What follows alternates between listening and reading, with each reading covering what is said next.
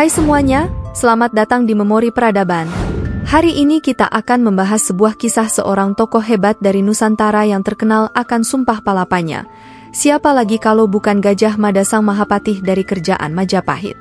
Gimana kisah selengkapnya? Yuk simak sampai habis. Bayangkan sebuah kerajaan yang menguasai hampir seluruh wilayah Nusantara. Sebuah kerajaan yang kaya, kuat, dan berpengaruh hingga ke luar negeri. Inilah Majapahit, kerajaan besar yang pernah berjaya di tanah kita. Tapi, siapa tokoh di balik kejayaan Majapahit ini? Namanya adalah Gajah Mada, sang Mahapatih yang namanya abadi dalam sejarah. Gajah Mada, mungkin bagi sebagian orang nama ini hanya dikenal sebagai jalan atau universitas. Namun, Gajah Mada adalah lebih dari sekadar nama. Dia adalah sosok legendaris yang memiliki peran penting dalam membangun Majapahit menjadi kekuatan besar. Lahir di akhir abad ke-13, Gajah Mada mulai karirnya sebagai seorang prajurit biasa. Seperti kisah-kisah pahlawan besar lainnya, perjalanan Gajah Mada dimulai dari bawah. Ia bergabung dengan pasukan Bayangkara, pasukan elit yang bertugas melindungi raja dan keluarganya. Dalam tugas-tugasnya, Gajah Mada menunjukkan bakat luar biasa dalam strategi perang dan kepemimpinan. Namun, titik balik dalam hidupnya terjadi pada tahun 1328 Masehi. Pada saat itu, Majapahit hampir runtuh karena pemberontakan Rakuti, seorang bangsawan yang ambisius. Namun, Gajah Mada, dengan kecerdasannya, berhasil menyelamatkan raja dan menggagalkan pemberontakan ini. Keberhasilan ini membuatnya diangkat menjadi Mahapatih, jabatan tertinggi di bawah raja. Ketika diangkat menjadi Mahapatih, Gajah Mada mengucapkan sumpah palapa yang legendaris. Ia bersumpah tidak akan menikmati kenikmatan dunia sebelum berhasil menyatukan seluruh Nusantara di bawah panji Majapahit. Sumpah ini menjadi bukti tekad kuatnya untuk menjadikan Majapahit sebagai kerajaan terbesar di Asia Tenggara. Dan benar saja, di bawah kepemimpinannya, Majapahit berkembang pesat. Gajah Mada memimpin ekspedisi militer ke berbagai wilayah, menaklukkan kerajaan-kerajaan yang lebih kecil seperti Bali, Sumatera, Kalimantan, Sulawesi, hingga sebagian besar kepulauan di Nusantara. Ekspansi ini menjadikan Majapahit sebagai kerajaan adidaya.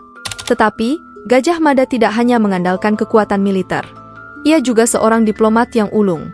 Melalui perjanjian dan aliansi, Gajah Mada berhasil menyatukan kerajaan-kerajaan lain di bawah Majapahit tanpa pertumpahan darah. Dengan cara ini, ia menciptakan stabilitas politik yang memungkinkan Majapahit untuk tumbuh menjadi pusat perdagangan internasional. Majapahit di era Gajah Mada adalah kerajaan yang makmur. Pelabuhan-pelabuhan Majapahit dipenuhi oleh pedagang dari berbagai negara, termasuk Tiongkok, India, dan Arab. Perdagangan internasional ini membuat Majapahit semakin kaya dan berpengaruh, dan Gajah Mada berhasil menciptakan jaringan ekonomi yang kuat di seluruh Nusantara. Keberhasilan Gajah Mada tidak hanya tercatat dalam sejarah, tetapi juga diabadikan dalam karya-karya sastra seperti Negara Kertagama dan Pararaton. Dalam kitab-kitab ini, Gajah Mada digambarkan sebagai sosok yang luar biasa, yang berhasil membawa Majapahit ke puncak kejayaannya. Namun, tidak bisa dipungkiri, kesuksesan Gajah Mada juga didukung oleh kerjasama eratnya dengan Raja Hayam Wuruk. Hayam Wuruk, sebagai raja, memberikan dukungan penuh kepada Gajah Mada untuk menjalankan berbagai kebijakan yang memperkuat Majapahit. Bersama-sama, mereka menjadi duet kepemimpinan yang sangat sukses. Namun, di balik semua keberhasilan itu, ada satu peristiwa yang menjadi noda dalam sejarah Gajah Mada, yaitu Perang Bubat. Pada tahun 1357 Masehi, Gajah Mada dan Hayam Wuruk terlibat dalam konflik dengan kerajaan Sunda. Gajah Mada menganggap kedatangan Putri Sunda, Dyah Pitaloka, ke Majapahit sebagai tanda penyerahan. Ini memicu pertempuran yang berakhir dengan tewasnya Dyah Pitaloka dan rombongannya. Peristiwa ini meninggalkan luka yang dalam bagi kedua kerajaan. Setelah Perang Bubat, Gajah Mada mulai menarik diri dari panggung politik. Meskipun masih dihormati sebagai Mahapatih, perannya dalam pemerintahan mulai berkurang. Pada akhirnya, Gajah Mada memilih untuk menghabiskan sisa hidupnya dalam ketenangan, jauh dari hiruk-pikuk politik Majapahit. Meskipun ada sisi kontroversial dari kepemimpinannya, tidak dapat disangkal bahwa Gajah Mada telah mengukir namanya dalam sejarah sebagai pemersatu Nusantara. Namanya masih dihormati hingga hari ini, dan banyak institusi yang menggunakan nama Gajah Mada sebagai bentuk penghormatan terhadap jasa-jasanya. Dalam kesimpulannya, Gajah Mada adalah sosok yang luar biasa. Ia bukan hanya seorang panglima perang, tetapi juga seorang negarawan dan diplomat yang cerdas. Di bawah kepemimpinannya, Majapahit mencapai puncak kejayaannya dan menjadi simbol kekuatan dan persatuan di Nusantara. Mari kita lanjutkan semangat Gajah Mada dalam membangun Indonesia yang bersatu, kuat, dan bermartabat di mata dunia.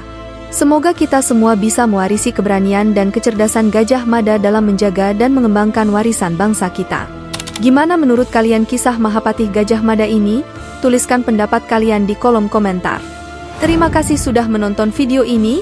Jangan lupa like, komen, share, follow, dan subscribe Memori Peradaban untuk kisah-kisah menarik lainnya. Sampai jumpa di video berikutnya.